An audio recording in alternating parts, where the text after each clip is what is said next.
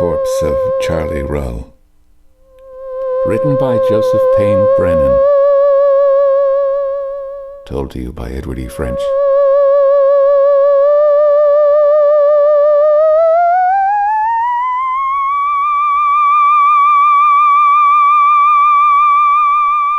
Charlie Rull had been dead for 3 days.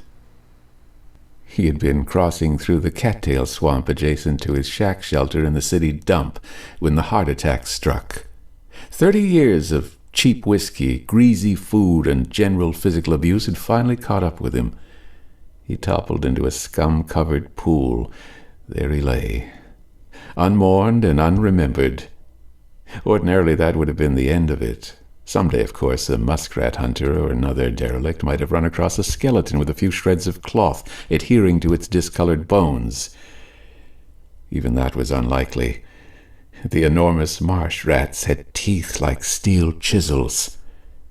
But Charlie Rull's bulky corpse was not doomed to such prosaic oblivion. For Charlie had pitched forward into a pool of such fiery, ferocious energy, the strongest, rawest alcohol he ever drank would have seemed like watered milk beside it. By day, the pool shimmered with its fierce, concentrated life. After dark, it glowed white, as if 1,000 phosphorescent will-o'-the-wisps had suddenly converged. 2 miles away across the route skirting the swamp, some of the best scientists in the nation were conducting electron experiments of a nature so secret even the plant guards were not allowed inside the main laboratory. The buildings were entirely surrounded by towering steel mesh fences wired for instant electrical charges. Armed guards maintained a 24-hour vigil. Although nothing could get into the plant laboratories, something did get out. Deadly electronic waste. Liquid thimblefuls were carelessly dumped, only a few drops at a time. But day after day, the lethal drops trickled down the laboratory drains. Even then, nothing much might have happened if the waste had mixed with the city sewage in the big disposal plants and been carried out to sea. But, unknown to the laboratory maintenance men, a nearby sewage pipe had cracked. Instead of running off into the main sewage system of the city, the deadly drops seeped through the crack into the swamp. Here they entered a sluggish stream which culminated in the pool where Charlie Rull had toppled dead. Drop by drop, the radiant waste collected until the pool itself seemed alive. The frogs, the mud turtles, and the snails which originally inhabited the pool had long since died. The first dose of radiation had killed them within hours. Everything else had died also, even the cattails and the algae. The waste could not kill Charlie Rull because he was already dead when he struck the scummy water. His corpse, blue and bloated, floated head down in the deadly bath. After 3 days and nights, the radiation had permeated every disintegrating cell of his body. His corpse became saturated with it. It might be said that his swollen carcass, dead as it was, became alive with radiation. And then a very strange and very terrifying thing happened. It was an event which would have surprised even the scientists in the plant laboratory. Eventually, perhaps they could have explained it, but even they would have been incredulous witnesses to the nightmare. Although the radiation had swiftly killed the frogs, the turtles, and snails, it had had the opposite effect on the corpse of the alcoholic derelict, Charlie Rull. The fierce, fearfully concentrated pool of radiation surrounding the cadaver of the hobo finally penetrated and saturated every atom of it. Radiation, instead of oxygen, quickened the ruined brain cells. Radiation energized the shredded nerve ends, pulsed through the slack sinews. The corpse of Charlie Rull began to vibrate in the pool, as if a giant fish had hold of it. At length it began to twist and writhe. If it felt anything, it must have been in agony. At first it clawed downward toward the mud. Finally it spun over on its back and threshed to the surface. For just a second it floated motionless, its bulging white eyes staring straight up. Then it started to kick and lunge. By design or accident, it attained the edge of the pool and jerked forward through the dead cattail stalks. When it reached relatively solid ground, it paused as if uncertain how to navigate. After scrambling forward a few feet on its knees and elbows, It stopped again, hesitating. Then it stood on its hands and began to walk. Its glassy-eyed head reared up out of the grass like that of a monstrous snake. Eventually it lost balance and toppled over, but soon it rose again, and this time found its feet. With this improved form of navigation, its energy, its strength, and what might be called its purpose intensified. Basically, it possessed no human hungers or desires. It did not even retain memory. But it had one fearful, fixed compulsion. That compulsion was to rid itself of the tremendous dose of radiant energy which coursed and ripped through its fibers like white-hot flame. And the only way to discharge that energy was to exert it, to expend it. Shambling swiftly through the swamp grass, it approached the nearby parkway. At intervals it stopped, ripped up great tufts of grass by the roots and slammed them back to earth. Once it tore up a small maple tree, bent it double, and hurled it yards away. Stopping by the edge of the highway, it thrust its bloated fish-belly face through the brush and surveyed the road with fixed, filmy eyes, which did not even appear to see. Then it slid down the embankment onto the macadam. At that particular time of morning, the parkway was not heavily traveled. The first car, isolated from the others, came along at a good clip, rounded a curve, and headed straight toward what appeared to be a drunken tramp careening along in the middle of the road.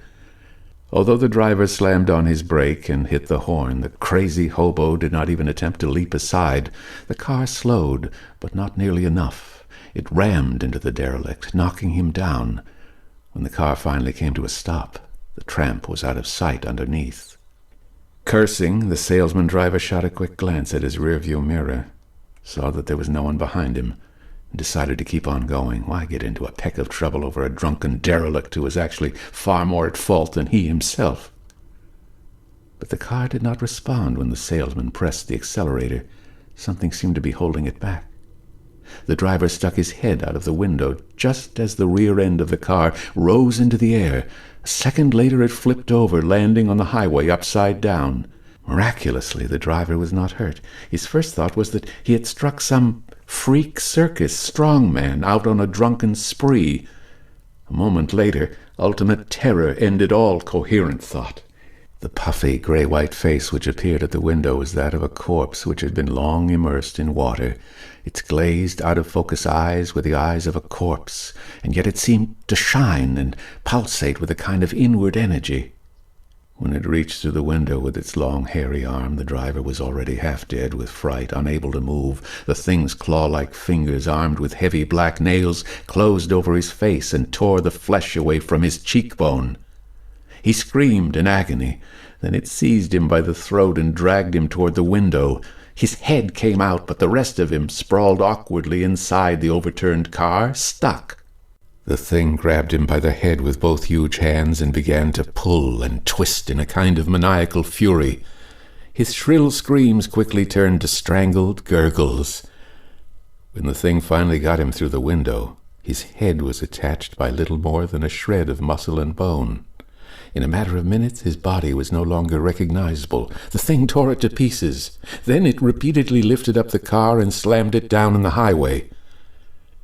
At length, after the wreck burst into flames, it moved away. A few yards further along, a big brown rabbit dashed into the road, stopped squarely in the center, and inquisitively eyed the approaching pedestrian. In life, the tramp would have looked on the rabbit as a potential ingredient for that evening's mulligan stew. An attempt would have been made to catch it for culinary purposes. In death, all this was forgotten. Whatever residual impulses remained in the derelict's wrecked brain cells were impulses only of viciousness and hatred. The negative emotions, which had smoldered throughout a lifetime of frustration and bitterness, now flickered crazily and uncontrollably in the artificially stimulated cerebral structure. The rabbit lived. It looked healthy and happy. Therefore it was an object which aroused instant hatred and fury.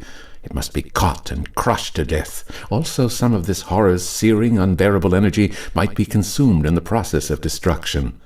With a great leap, the thing lunged toward the rabbit. For a second, the small animal froze in terror. Then it shot off the highway into the adjacent swamp area, escaping capture by inches. The thing hurtled after it, plowing through vines, weeds, and clumps of cattails. At one point, the maniacal pursuer nearly caught the trembling beast.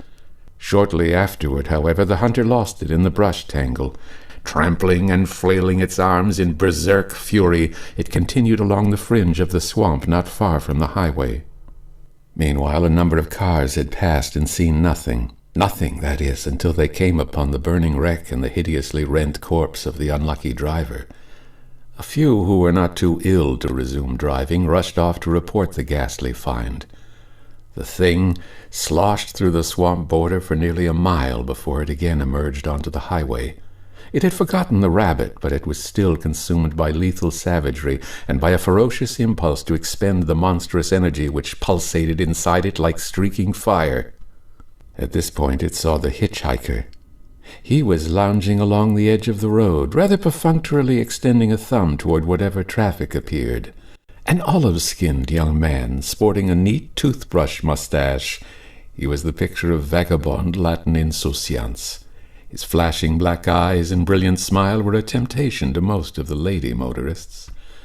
Of course, they had no way of knowing about the switchblade and the length of strong cord artfully concealed in the young man's pockets.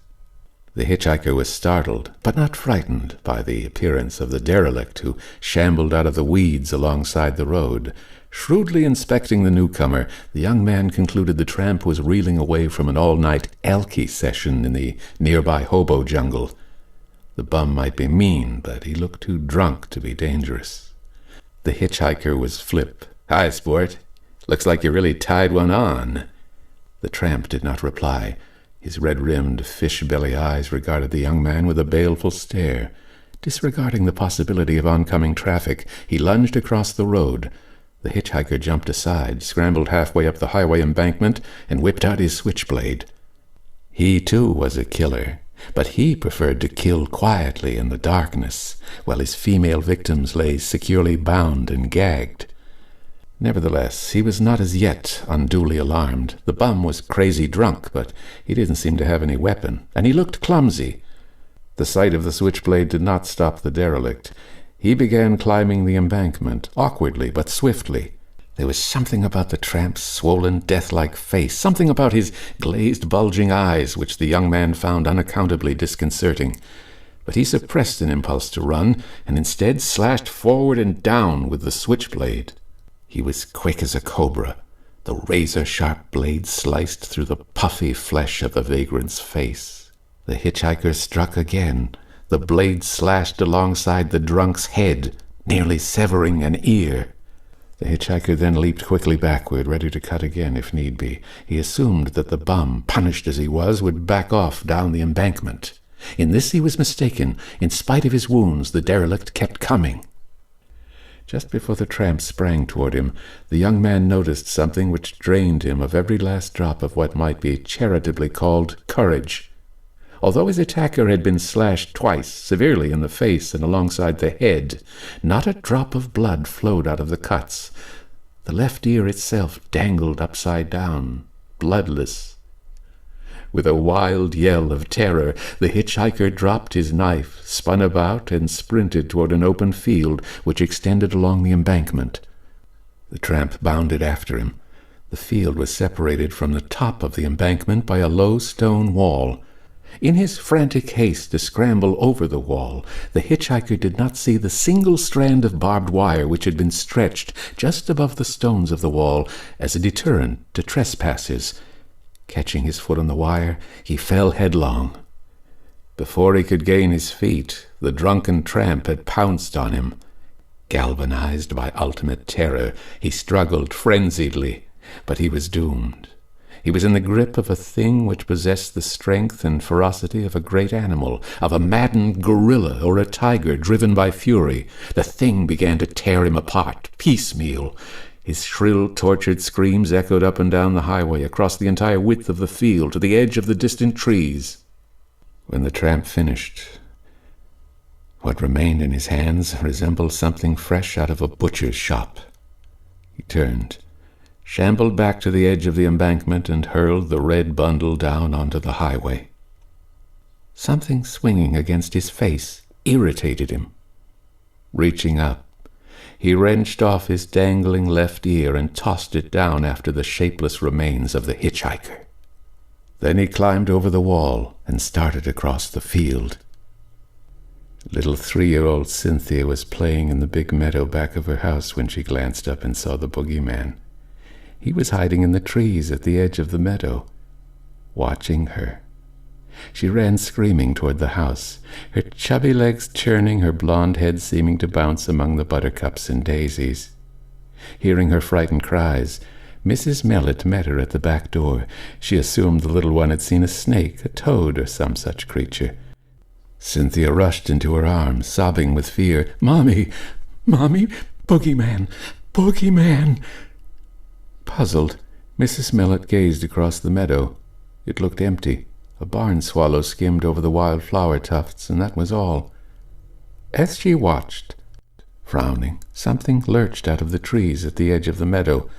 It was a man, streaked with blood, advancing swiftly in a grotesque sort of shambling run. The thing had been watching little Cynthia for some time.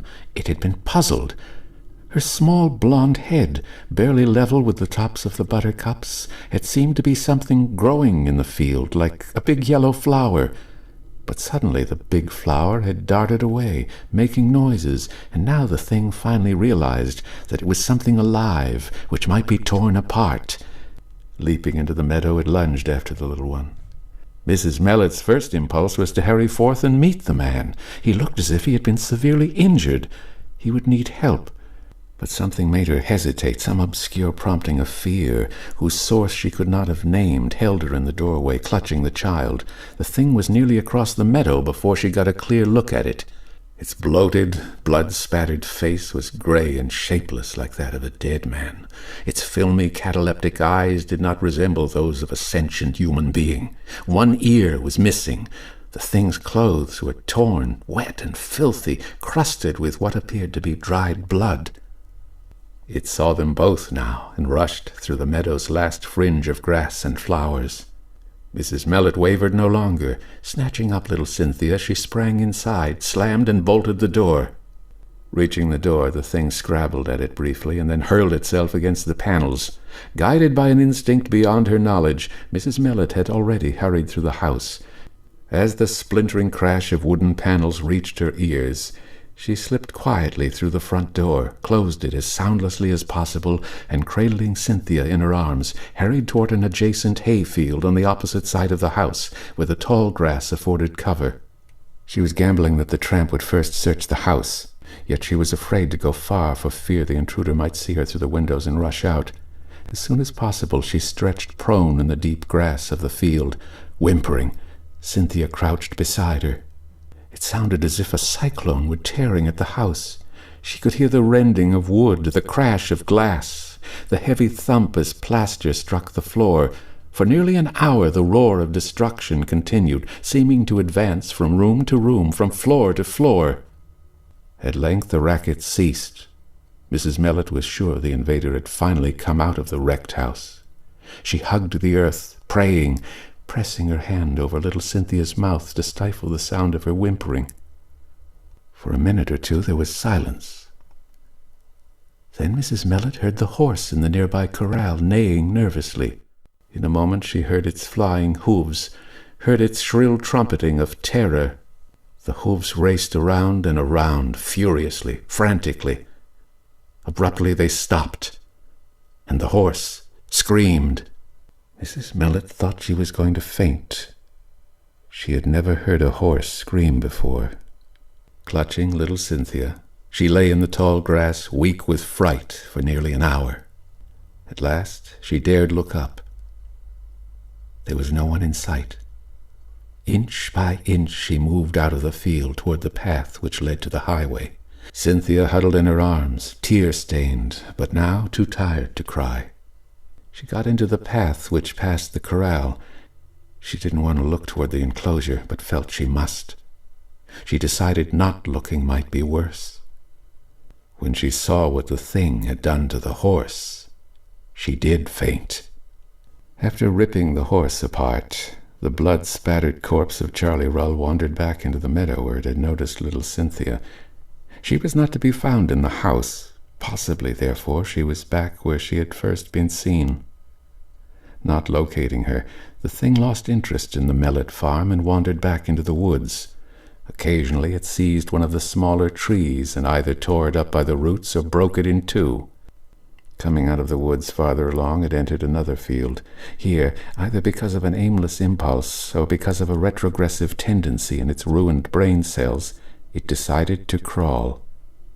It was crawling along the edge of the field like a great truncated serpent when it saw the culvert. Perhaps because it was already dead, the dark round hole intrigued it. At any rate, it entered the culvert and crawled through. The culvert led under the highway to the borders of the cattail swamp adjacent to the city dump. Soon the thing was crawling through the cattails in an area which had been previously familiar to it, because it began to sink and flounder in the scum-covered pools of this swamp strip. It rose and walked on its feet again, just as if it were alive. The three tramps were warming up a tin can full of mulligan stew when they heard a crackling in the nearby bushes. Grumbling, one of them stirred the coals of their rank campfire. I bet that's crazy Zach come for supper. Never brings a scrap, but he spots a cook fire a mile away. Another spat into the surrounding darkness. He can sit and watch. He ain't getting my share. All three of them looked up as the bushes parted and someone stepped into the outer fringe of feeble firelight. The uninvited supper guest looked strangely white. He seemed to shimmer and glow as if his entire body and clothes were coated with some kind of phosphorescent powder. The tramp who had spoken first scowled into the shadows. "That you, Zach? What makes you shine like that?" Instead of replying, the newcomer lurched swiftly toward the fire. Instinctively, the three of them leaped up and spread apart. With an expression of awed recognition, one of the tramps exclaimed, "It's Charlie Rull. Hurt real bad." Charlie Rull swung his head to survey the speaker with malignant, fish-belly eyes in which there was no faint glimmer of recognition. The tramp backed off, trembling. "Now, Charlie, I ain't never crossed you. Remember the pint we split last New Year's? Remember?" Charlie apparently remembered nothing. His blue lips twisted in a snarl of fury as he sprang forward. The tramp whirled to run, but Charlie Rull, terribly injured as he appeared to be, was too fast. His great hands fastened on his ex-drinking partner like the claws of some raging beast of prey gone mad with rabies or pain. The terrible, taloned hands, glowing with white fire, began to rip the flesh from the bones as if they were loose, wet putty. The blood-chilling shrieks of the victim rang in the ears of the other two derelicts as they shot off through the cattails. They were hardened hobos to whom brutality was a way of life, yet they pressed their hands over their ears as they careened away crazily through the underbrush. At last the thing desisted. Staring down at the red stump which it held in its hands, it hurled it away into the darkness. Then it looked at the fire.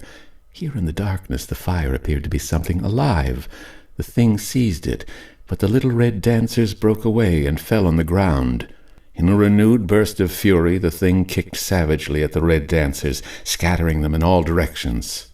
They disappeared briefly, but then they started dancing in the darkness again. The more they danced, the bigger they got, and finally they were dancing all around the dead thing. Some dim, vestigial apperception told the corpse of Charlie Rull that the red dancers could not be grasped and torn apart. As he pushed through them, they seized the shredded remains of his clothes and danced all over him. He felt little or nothing, but he struck at them because they irritated and confused him. At length they dropped away, and he headed back the way he had come, toward the highway. By the time he reached it, the cattail swamp behind him was a roaring wall of flame. Terrified parkway drivers, sick with horror, had long since notified the police of nearby Newbridge of what might be found on the road skirting the city dump, and then Mrs. Mellet, weak with shock, had stumbled into a neighboring farmhouse and gasped out an incredible story. At first the police had been skeptical, but their skepticism vanished when they saw the shredded, mutilated remains on the highway, and an examination of the Mellet house added to their apprehension. The inside of the house was a shambles, gutted as thoroughly as if a tornado had whirled within. The dismembered carcass of the horse, scarcely more than a series of red smears scattered around the corral, added further confirmation. Both ends of the highway, which extended alongside the dump and the adjacent swamp area, were shut off by roadblocks, manned by police armed with high-powered rifles. At one end, a machine gun was set in readiness. Helicopters were sent up in the hopes that this might be able to locate the lethal thing of madness which lurked in the vicinity. Residents of suburban Newbridge were warned to remain in their houses behind locked doors. Fearfully, the citizens of the entire city huddled by their television and radio sets, listening to the frequent reports sent out by the newscasters and police who were guarding the roadblocks. As darkness descended, a report came in that the swamp near the highway had caught fire. Hurrying to their windows, people saw a red glare reflected on the sky. It seemed like a macabre stage prop set up for the thing from hell which had suddenly appeared in their midst. The helicopters came in as the night settled down. They had seen nothing except streaking tongues of fire in the burning cattail marsh. Searchlights were turned on at the roadblocks. The police checked their rifles and waited. The thing appeared without warning. A reporter noticed something white and shining veer onto the highway. A moment after he had alerted the police guard, the white shape shambled into the searchlight's glare. A collective murmur of incredulity and revulsion arose. The nightmarish, blood-drenched thing which stumbled into the light resembled a disinterred corpse. Most of its clothes had been ripped or burned away. It had only one ear. Its glazed, baleful eyes stared out of a bloated face which might have been painted by Goya. A hellish halo surrounded it, as if every cell was suffused and alive with radium. For a moment it blinked in the sudden light. Then a snarl of fury twisted its mottled, puffy face. Awkwardly, but with unexpected and terrifying speed, it rushed toward the roadblock. The police captain in charge of the roadblock had only time for the single command, "Fire!" The crash of rifles broke the night. The thing spun around, staggered backward, and then, although half of its face appeared to be shot away, leaped forward again. The police captain touched the shoulder of the sergeant crouched behind the machine gun. A staccato chatter mingled with the heavier crash of rifle fire. The first concentrated burst cut the thing in two. The upper torso fell forward, completely detached from the lower trunk and legs. And then a thing happened which made the police guards freeze with horror, even though most of them were war veterans to whom carnage was not unknown. Two of the reporters fainted on the spot. Detached as it was, the severed upper torso began to hitch itself along the highway on its hands, the glare of hatred in its eyes entirely undimmed. The legs attached to the lower trunk toppled onto the road, yet they continued to scrape forward like some giant, scissoring two-legged crab. The police captain, the brittle edge of near hysteria changing his voice, swore at his men. "Keep firing, you fools! Keep firing! Did I tell you to stop? Finish it! Finish it!" Once more heavy rifle slugs lashed into the advancing twin horrors. The machine gun resumed its deadly chatter. The thing's head spun off. One arm was ripped away. The scrabbling legs threshed crazily as rifle fire all but tore them apart. At length the indestructible glowing remains could only twist and hitch in aimless circles along the highway. Fierce radiation kept them moving, but merely as detached helpless fragments. A hand, severed by machine gun fire, crawled sideways off the highway into a ditch. The inhuman glare of the fish-belly eyes gradually faded away. When the police captain finally gave the order to stop firing, the scattered, radiant remains of the thing had almost ceased to move. For a little while longer, some of them continued to twitch and jerk. Eventually, all motion ended. The tortured, shredded corpse of Charlie Rull at last lay still.